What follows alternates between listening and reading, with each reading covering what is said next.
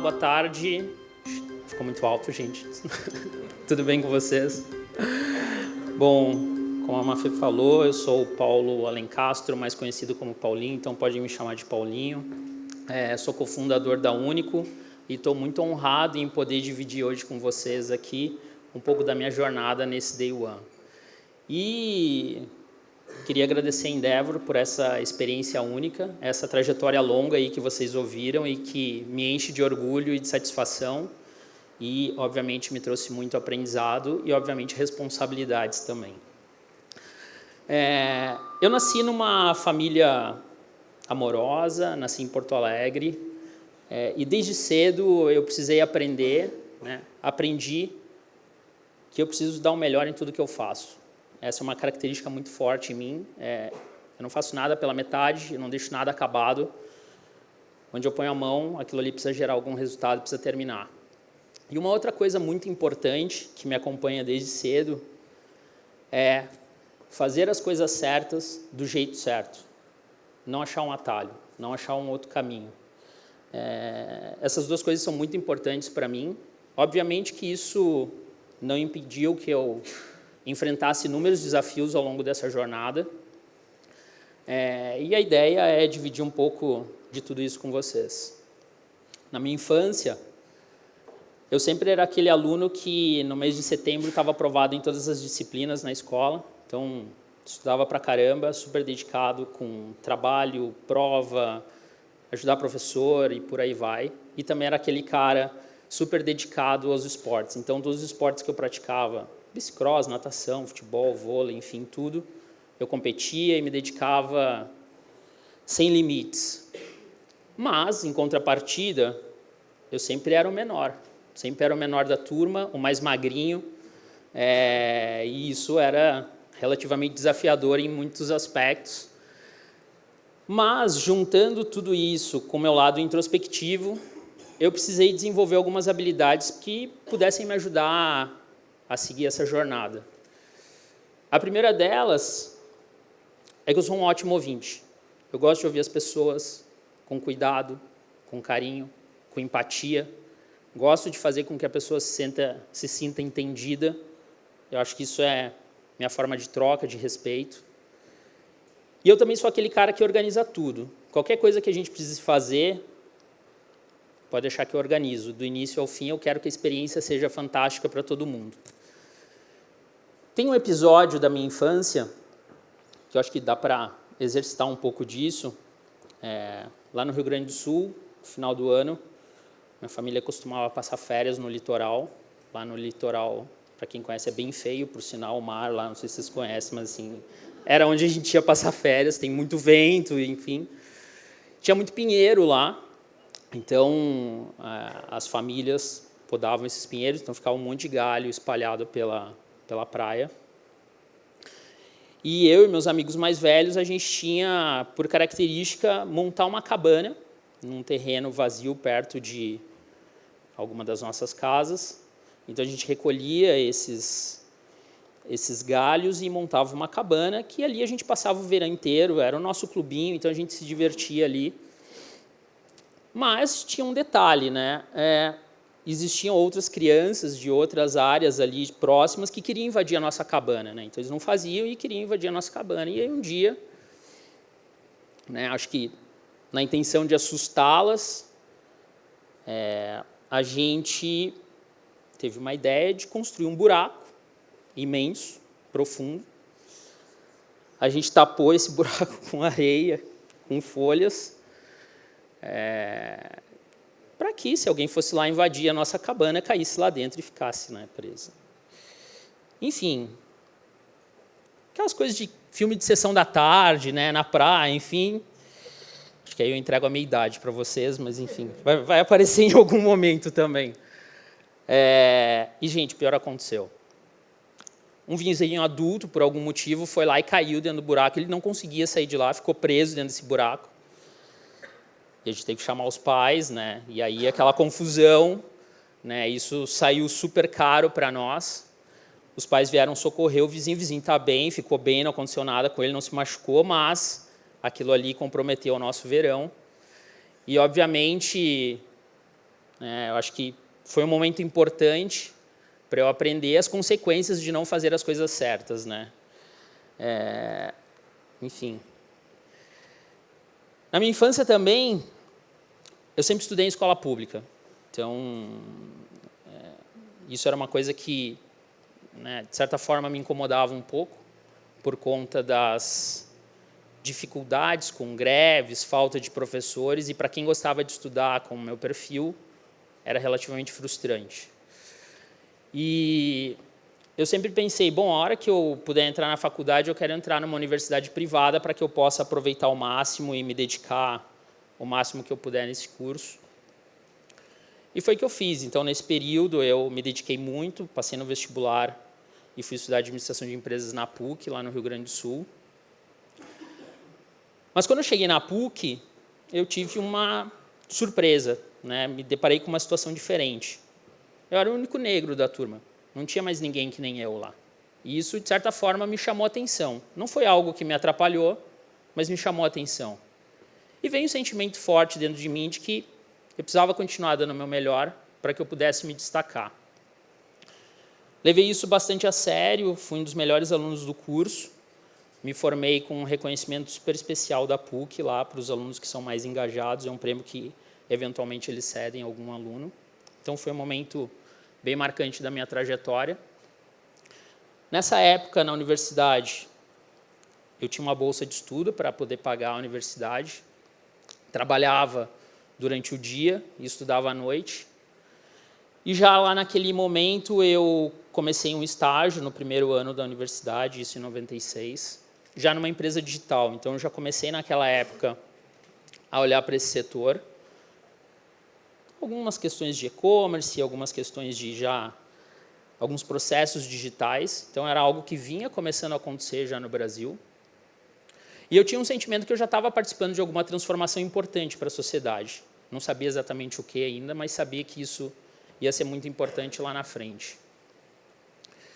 Naquela época, era um tanto diferente isso, porque a maioria dos meus amigos queriam ou trabalhar no mercado financeiro, ou em banco, ou nas consultorias, e eu acabei indo para um outro caminho.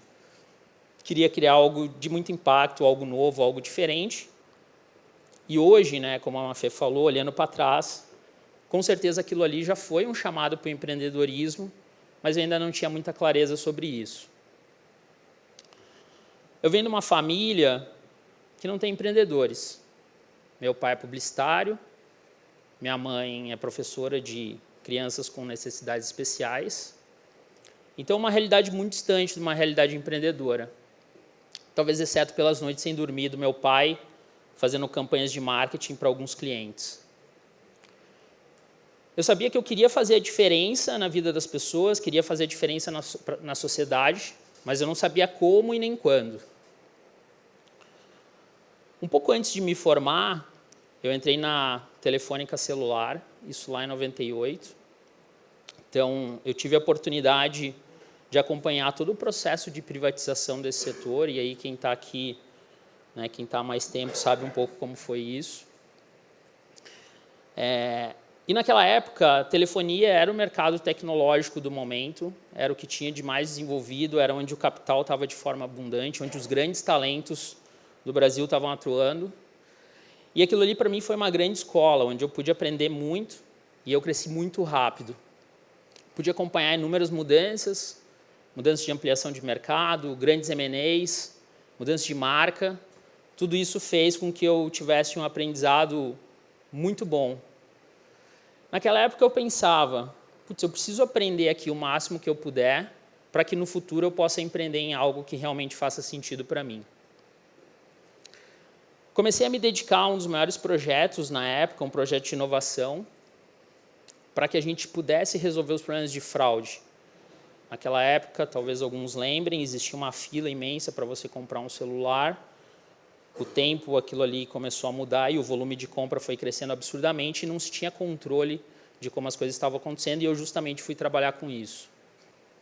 Consegui organizar todo esse processo, consegui com que a gente atingisse os índices de validação com a Anatel e tudo ficou funcionando muito bem. Então, o projeto foi um super sucesso naquela época.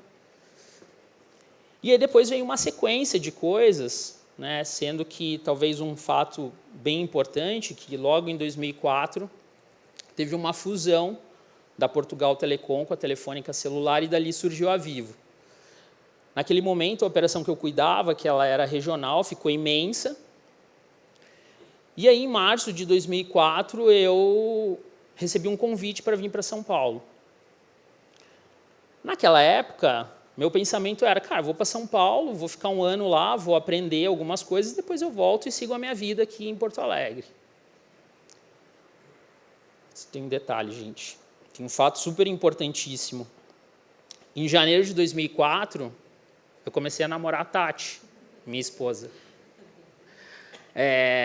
Eu fui falar com ela, ó, estou indo morar em São Paulo.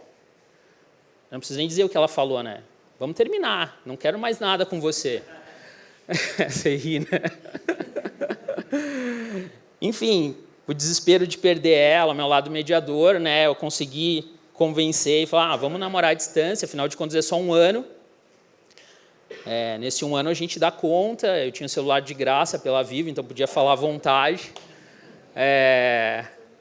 E consegui contornar a situação, acho que deu certo. Pisei no acelerador, construí um projeto nacional que abrangesse todas essas necessidades de clientes. Nessa oportunidade eu conheci o Diego e o Rui, que iriam se tornar meus sócios na Único. E, cara, a gente formou uma equipe vencedora, eu acho que essa é a grande verdade. A gente conseguiu resolver inúmeros problemas que a companhia tinha naquele momento. A Vivo estava sofrendo muito nesse processo de cliente, a gente conseguiu resolver tudo. E estava dando tudo tão certo. E aí veio um grande questionamento. Cara, por que não proporcionar isso a outras empresas? Porque o que a gente fazia era complexo para que tudo isso funcionasse. Então, era muito difícil pensar isso para outras empresas ou empresas menores. Mas, naquela oportunidade, a gente entendeu que isso pode fazer muita diferença. A visão empreendedora, na época, era como é que eu torno essa tecnologia acessível que a gente construiu aqui para Vivo para outras empresas, porque você precisava de tecnologia de hardware, tecnologia de software, tecnologia de armazenamento de imagem. E tudo isso era muito caro e muito complexo quando a gente olha para trás e fala isso lá em 2004. A partir disso, a gente pensou e falou assim, cara, como é que a gente consegue organizar isso tudo dentro de uma roupagem para poder entregar para outras empresas de uma forma mais simples, mais inteligente, de menor custo? Então, durante o dia, eu trabalhava na Vivo, seguia a minha agenda normal, e à noite comecei a trabalhar, a desenhar o que viria a ser a Único. Então, eu passava minhas madrugadas trabalhando. E a grande verdade é que o empreendedorismo estava chutando a minha porta já, e eu não aceitava isso, ou não estava ciente de que essa era a grande realidade. Eu via naquela época isso tudo apenas como uma ajuda. Cara, estou ajudando aqui meus sócios e é uma maneira de eu me sentir ocupado, já que eu ficava sozinho aqui em São Paulo e a Tati lá em Porto Alegre. Tratava tudo isso como um passatempo, né? E naquela época, mesmo que eu pudesse pensar nisso, não era algo que eu cogitava fazer, porque eu estava super bem na Vivo, grandes perspectivas de crescimento, posição, carreira, era braço direito do meu vice-presidente, tinha um orçamento que eu administrava de bilhões e andava de helicóptero de um lado para o outro aqui em São Paulo. Então, cara, estava super tranquilo, nem o trânsito era problema. Mas aí chegou 2007, eu não sei se vocês lembram, teve um fato bastante trágico, público. Vocês devem lembrar daquele avião que derrapou aqui na pista de Congonhas e explodiu no posto de gasolina ali na 23 de maio. Eu pegava aquele voo regularmente. Então, teve uma época que eu toquei uma operação que ela ficava em São Paulo, Curitiba e Porto Alegre, então eu ficava fazendo esse trecho e, eventualmente, eu pegava aquele voo. E depois daquele fato, algumas coisas mudaram, né? Acho que a primeira, a Tati se encorajou e decidiu vir para São Paulo. Eu decidi empreender, né? Acho que eu já estava curtindo toda essa dinâmica de trabalho, as madrugadas empreendedoras começavam a fazer mais sentido, E, com certeza, dava para trazer mais justiça para o mercado e reduzir as fraudes. Óbvio que não era nada favorável naquele contexto que eu me inseria, mas eu resolvi arriscar. Esse foi meu day one. Meu início na mudança da Vivo para Único foi repleto de contrastes. Enquanto lá eu tinha um orçamento de bilhões, na Único, zero. Quando você começa, não tem nada. Eu tinha um time de centenas de pessoas, na Único nós éramos 3. Tinha um cargo aspiracional, né? Na família todo mundo via, puta, que legal, ele é executivo lá na Vivo. Empreendedor naquela época era alguém que não tinha dado certo, não era cool, nem tinha empreendedor, ninguém falava, era empresário, entendeu? Aquele cara não deu certo, ele foi abrir o negócio dele. E, por sinal, muito obrigado, Endeavor, por me fazer entender o que realmente é empreender de verdade, o que é empreender em alto impacto. E estava tudo andando bem nessa concepção, mas aconteceu uma fatalidade, talvez o pior que pudesse acontecer. Um dos nossos sócios faleceu, ele teve um infarto e morreu no escritório. Isso mexeu muito com a gente.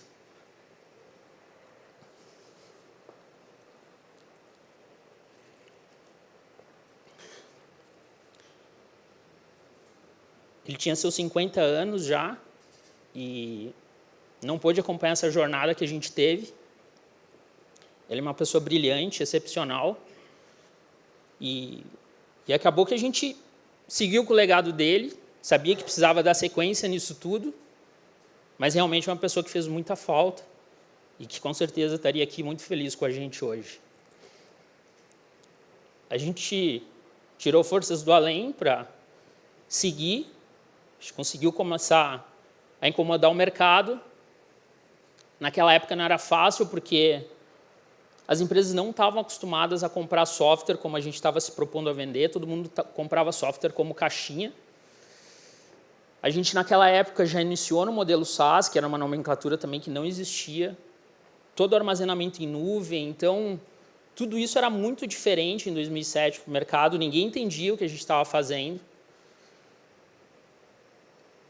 A gente entendia que tinha uma ruptura grande ali a ser construída, mas que drenou muita energia, exigiu muito da gente e a gente conseguiu virar essa chave. E a Único nasceu com o foco de acabar com a burocracia do mercado, simplificar a relação entre as empresas. E naquela época era muito difícil, porque a gente precisava enfatizar que a tecnologia vinha para resolver as dores dos negócios, mas eles não entendiam e a gente tentava simplificar de umas formas meio lúdicas. Então, a gente é o seu motoboy eletrônico. Então, era uma coisa que, para tentar fazer eles entenderem, e a gente fugia dos jargões técnicos, focava só na solução do cliente. E isso foi o que tornou fácil ou menos difícil, né, para que as pessoas entendessem o que a gente estava tentando fazer. Agora, tem um grande ponto, é que eu me questiono, será que ficou claro para todo mundo o tamanho do impacto que a gente gerou? Nesses anos todos, são milhões e milhões de pessoas que deixam de ser fraudadas diariamente. São milhões de perdas evitadas, são milhões de problemas que deixam de ser gerados para a sociedade como um todo, e eu me questiono disso. Nessa jornada louca, né, dentro de mais um clássico da vida do empreendedor, no início da companhia, a gente queria acelerar ao máximo, e quando a gente começou, nem o software era nosso, era de uma outra empresa. Até um dia que eu cheguei e falei, cara, a gente precisa comprar esse sistema, senão daqui a pouco a gente vai crescer, não vai conseguir operar sem ter o core da companhia. A gente juntou todo o dinheiro que a gente tinha, pegou mais algumas ações, mas ainda faltava dinheiro. Saí eu de banco em banco, pedindo dinheiro, e aí você vai pedir, os caras falam, cara, eu quero uma garantia. Não tem, é uma empresa de software. Não, quero garantia. Enfim, depois de levar muito não e de passar vergonha, eu consegui com o Banco do Brasil R$50 mil que faltavam para a gente fazer a operação. Tudo acordado com o banco, vou até a agência para assinar o contrato, o banco entra em greve. Não me deixa entrar na agência. E aí, por persistência, eu acabo indo diariamente até a agência e os grevistas não deixam nem eu entrar, nem os funcionários do banco, até que um dia eu consegui, acho que sentiram tanta pena de mim e deixaram eu entrar. Consegui assinar, peguei 50 mil reais e dali segue para concluir a nossa aquisição, o nosso M&A. A gente estava comprando uma empresa, essa empresa tinha 4 sócios. Nessa operação, 2 deles iriam sair da empresa e 2 continuariam conosco. E quando eu chego lá com o contrato, com toda a documentação para formalizar isso, eu descubro que os sócios não tinham falado entre si. Gente, passei tanta vergonha, eu queria enfiar a cabeça no chão, tipo uma avestruz, e falar, cara, quero sumir daqui. Mas não teve outra escolha a não ser resolver essa situação ali na hora e usar de diplomacia, do meu jeito empático e conseguir promover uma conversa que resolvesse a situação. Esse foi nosso primeiro M&A, foi dessa forma. Depois disso, a gente fez mais 6. Naquela época, a gente era inexperiente pra caramba, mas não faltava empolgação para que a gente chegasse no resultado. Ao longo dessa jornada, a gente sempre se inspirou muito na cultura do Google. E uma das coisas, talvez, mais legais que a gente tenha feito e que marcou muito a nossa cultura foi, toda vez que a gente atingisse a meta de crescimento do ano da companhia, a gente ia levar todo mundo para a Disney.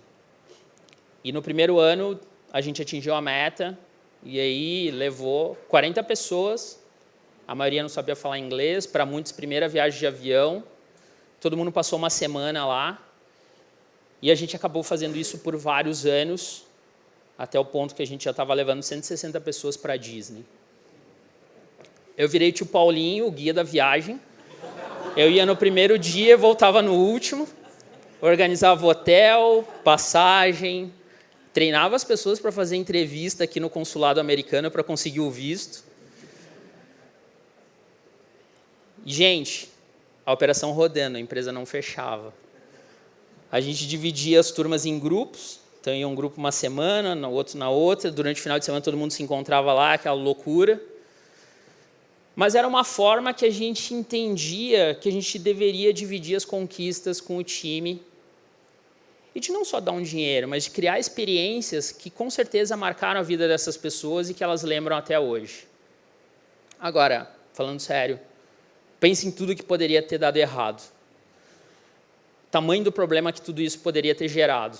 E aí chegou um momento que a gente já estava abusando da sorte e aí a gente precisou mudar para um reconhecimento mais tradicional.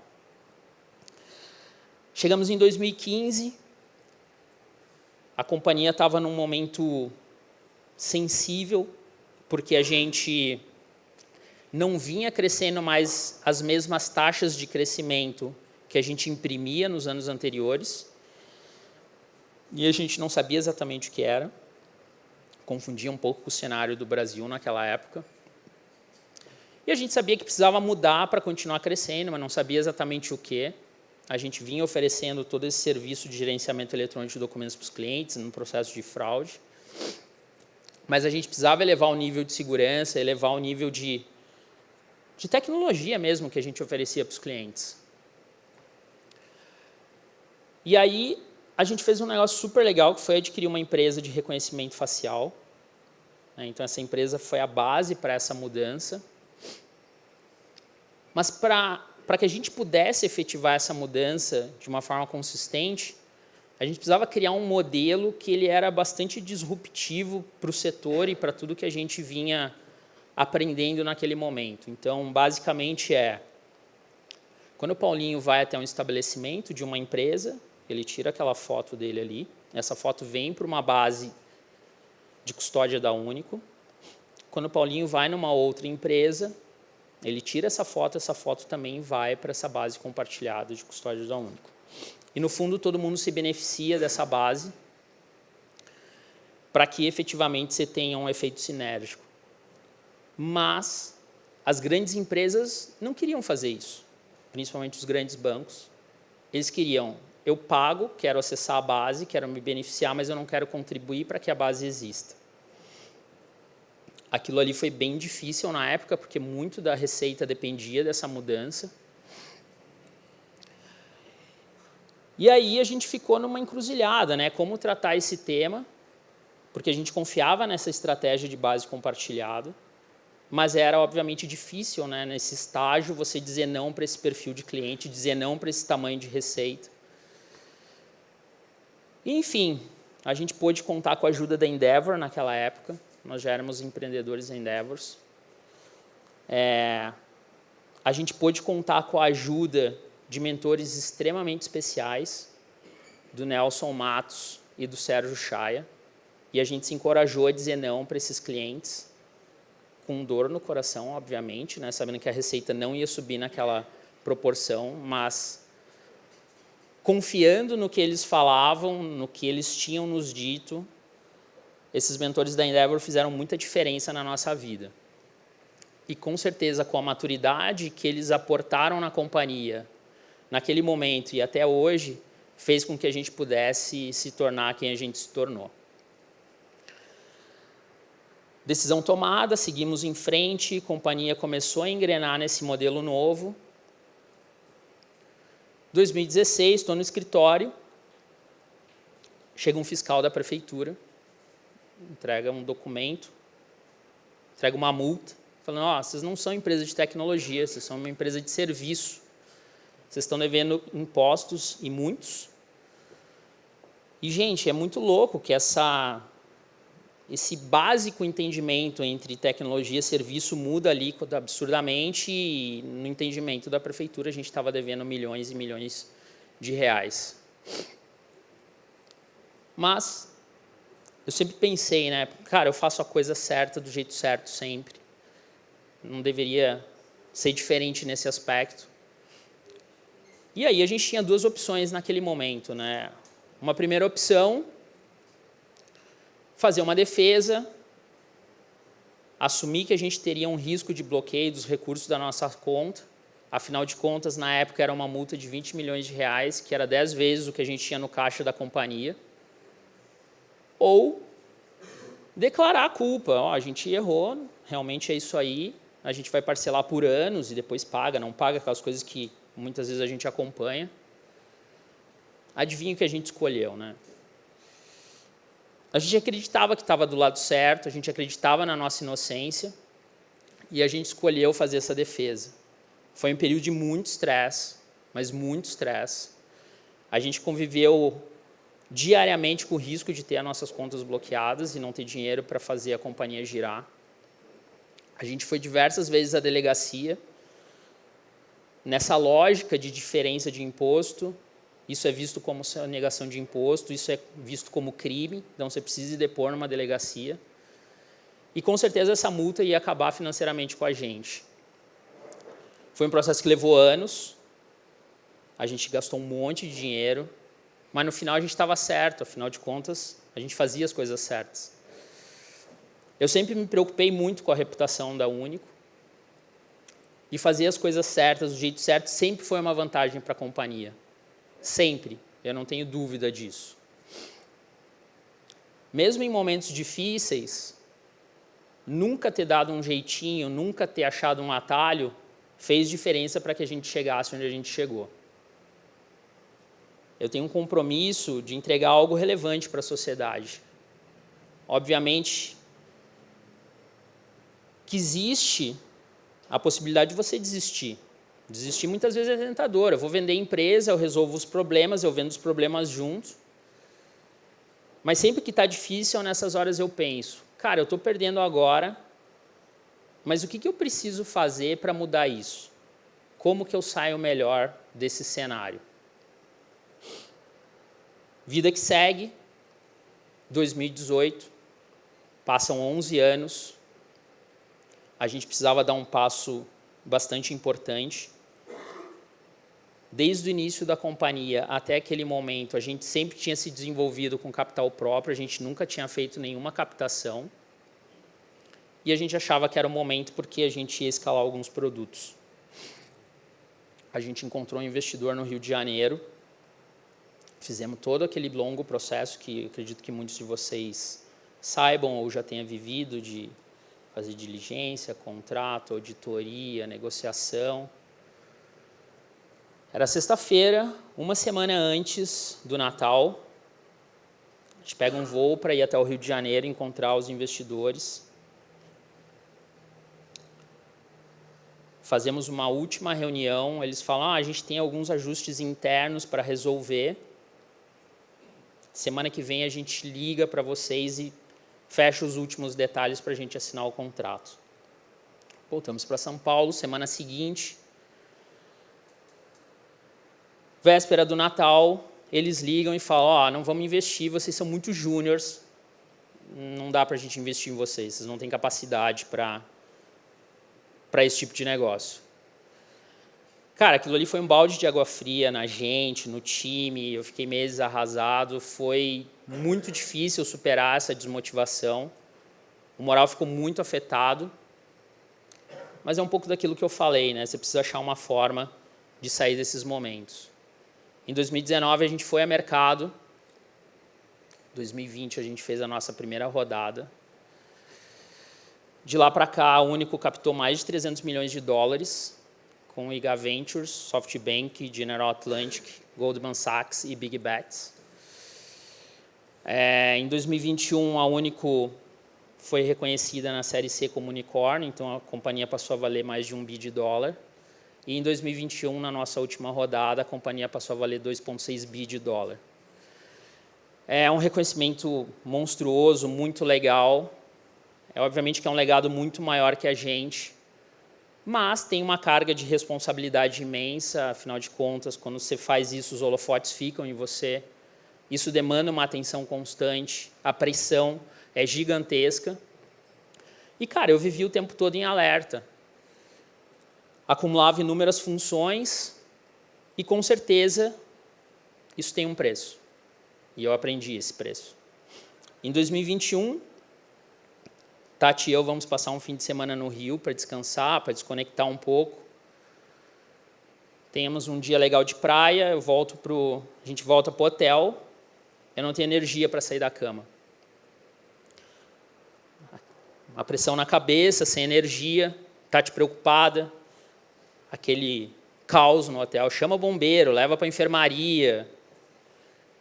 Não tinha nenhum sinal errado no meu corpo. Volto para São Paulo, vou para o hospital, faço exames, nada de errado, mas continuo sem energia, sem nada. Vou na doutora Carol, na nossa médica, quando ela abre a porta, ela fala, parabéns, Paulinho, unicórnio, essas coisas, você quer morrer? Você caiu na real do que está acontecendo com você? A grande verdade é que eu estava por um fio e eu não tinha me dado conta. Tinha passado a fazer parte das estatísticas de burnout. Eu vinha acumulando funções de vários vice-presidentes na Único. Tinha problemas grandes para resolver, conversas difíceis todos os dias. Precisei de um tempo, equilibrei as coisas, passei a cuidar mais de mim, criei novos hábitos, cuidei de sono, alimentação, mas tinha um tema que era muito mais difícil de buscar o equilíbrio, que era o trabalho. Eu sou muito mão na massa, sou muito dedicado, o que eu começo eu termino, e eu sempre me envolvia com tudo, me oferecia para fazer as coisas que a companhia precisava. Mas eu tive uma boa lição ali naquele momento, que eu aprendi que eu não deixaria de ser o líder que eu sou, dizendo alguns nãos dentro da companhia. A grande verdade é que crescimento acelerado nessas proporções, seja de valuation, seja de sair de 100 pessoas para 1.000 em 2 anos e meio, seja em multiplicar o número de clientes por 6, seja em fazer 6 M&As em 2 anos. Isso te drena muita energia, isso requer muito alinhamento, e se isso deixa de existir, você precisa pensar no que você está fazendo. Eu sei que empreender é de resiliência, a gente sabe, mas também é preciso saber a hora de parar. No final de 2023, eu saí da Único, não foi uma decisão fácil, foi muito difícil, dói, Mas o que me ajudou a tomar essa decisão foi o sentimento de missão cumprida. Foi uma jornada marcada por grandes conquistas que me deu confiança para dar o próximo passo. Recebi mensagens de apoio do time, dos clientes, de fornecedores, de parceiros de negócio, dos investidores, dos concorrentes, demonstrando efetivamente que foi uma jornada de sucesso. E que, com certeza, vale a pena fazer as coisas certas do jeito certo. Hoje, quando eu olho para trás, eu sei que seria difícil fazer o que foi feito sem a ajuda da Endeavor. A Endeavor, com certeza, fez eu entender o que é empreender em alto impacto.